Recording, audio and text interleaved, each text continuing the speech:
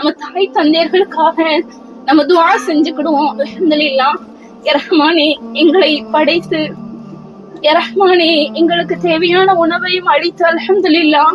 நாங்க தாகிக்கும் போதெல்லாம் எங்களுக்கு உணவு கொடுத்த ரஹ்மானே, எங்களை பெற்றெடுத்து ரஹ்மானே எங்களுக்கு பேச கற்றுக் கொடுத்து நடக்க கற்றுக் கொடுத்து அல்ஹம்துலில்லாஹ். அல்லாஹ் அவங்க ஹயாத்தோட இருந்தாங்கன்னா அல்லாஹ் அவங்களுக்கு நம்மள சிறு வயதில் நமக்கு இரக்கம் காட்டி வளர்த்த நம்முடைய பெற்றோர்களுக்கு அல்லாஹ் அவங்க முதுமையான காலங்களை அல்லாஹ் அவங்களுக்கு இரணம் அளிப்பானாக. உடல் ஆரோக்கியத்தை அல்லாஹ் இரணம் அளிப்பானாக.